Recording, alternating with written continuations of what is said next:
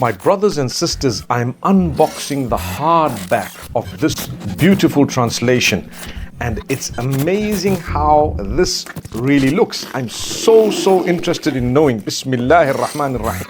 These are bookmarkers.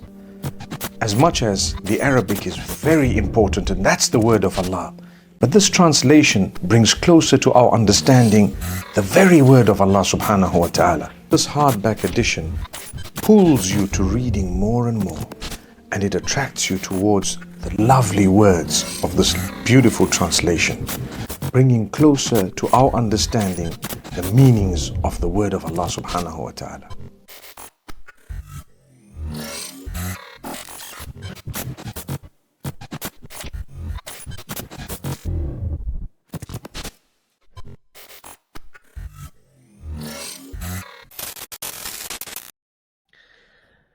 This Qur'an, in inverted commas, the Qur'an as it was revealed, that is being pushed by many on social media. I want to offer my thoughts and guidance concerning it, and Allah knows best.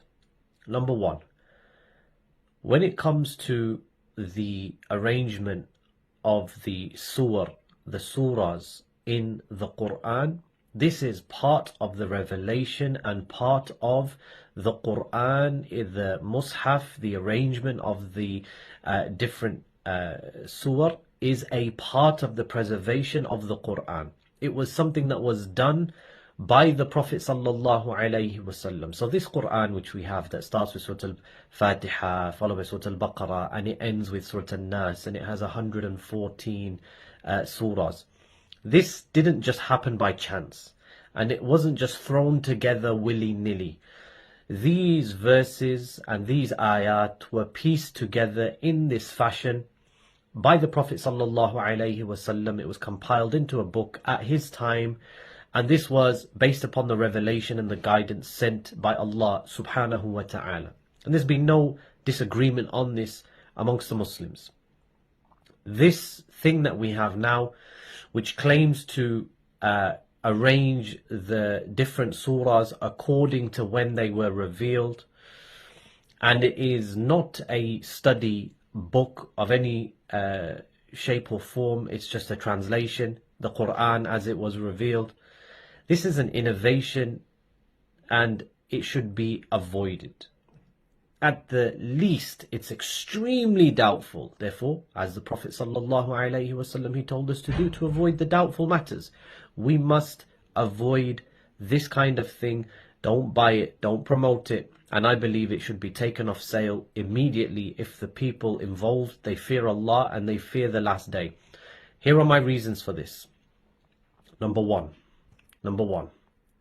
if we call this a translation of the Qur'an, it's a translation, then we suffice ourselves that we are trying to get as close to the Qur'an as we can. We'll never truly encapsulate the beauty of the Arabic language and the Qur'an as it was revealed. However, if we are trying, then we can translate it for the purpose of aiding comprehension into the English language. But we are not allowed to play about with the order of the chapters of the surah. It is haram to play about with the chapters of the surah. Somebody's going to come and he's going to say, yes, but this is, in the ulum of the Qur'an, in the sciences of the Qur'an, they have an entire discipline which looks at the order in which the verses were revealed. And this surah is a Makki surah, so it was revealed in Mecca. This surah is a Madani surah, so it was revealed in Al-Madinah. We say to this, yes. However, those books, they don't claim, number one, to be the Qur'an as it was revealed. They make it very clear that this is a book of tafseer, or a book of asbab al-nuzul, and the reasons behind why a particular verse or an ayah was revealed. And this is for the tulab al-ilm, it's for the students of knowledge who understand the Arabic language, who are able to discern and able to study why and when and how, and they link it to the seerah and they link it to the life of the Prophet sallallahu alaihi wasallam. To just put out a English translation, a direct English translation of the surah, but then to change the order, this is something which is going to cause a huge amount of confusion.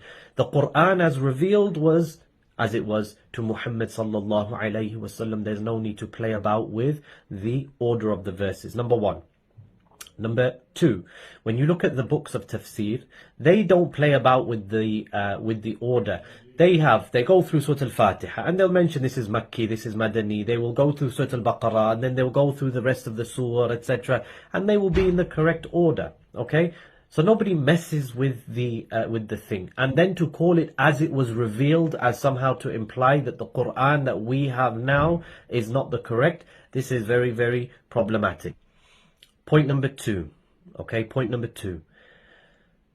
The translator of the book is a Sufi. He is from a particular Sufi tariqah, Qadri tariqah, and this is absolutely haram to take the religion from them, to take their translations when we're talking about the istiwa of Allah and where is Allah and certain verses concerning the names and attributes of Allah and even other verses as well. It is impermissible to use their translation of the Qur'an and then to rely upon that. That's point number two. Point number three, and this is a side point, a lesser point, but the first volume has been revealed and it is 86 chapters, okay, I believe, or 88 or something like that. So it's missing chapters, okay. Now somebody might say, of course, there's no harm. And there's no harm in a book being split over multiple chapters, the books of tafseer, 10, 12, 14, 18 volumes, more than that sometimes, and there's no problem. But the problem is that when you are presenting to a people who by definition are not knowledgeable in Islam, because if they were knowledgeable then they wouldn't need to rely upon this English translation. So they are a people who generally are not knowledgeable about Islam. You're presenting to them something which is going to confuse them. A book which is claiming to, and it is called the Qur'an as it was revealed. So they're claiming that this is a book as it was revealed, and it's based upon a false and a batil translation from a Sufi, which is not allowed. It's in the wrong order. On top of that, it's got surah missing.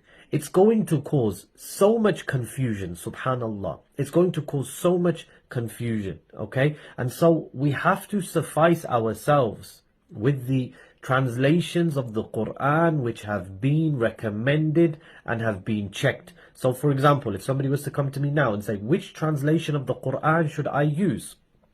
I would say the Muhsin Khan translation. Okay, the Muhsin Khan translation, it has the verses and the surah in the right order, so we're off to a good start. It's from a person who has, inshallah, correct aqidah. It's been checked. It's not perfect, and we're never going to have a perfect translation because that's not possible, because the Quran cannot be encapsulated by the English language. If you want to know the glory and the beauty of the Quran, you have to learn Arabic. Brothers and sisters, in short, in conclusion, there are some really serious issues with this book. It should not be bought. It should not be promoted. It should be taken off of sale. And those who are promoting it need to fear Allah. Stop following personalities. Stop blindly just defending your favorite sheikh because he's famous and you like the way that he speaks and he makes you laugh, and other than that.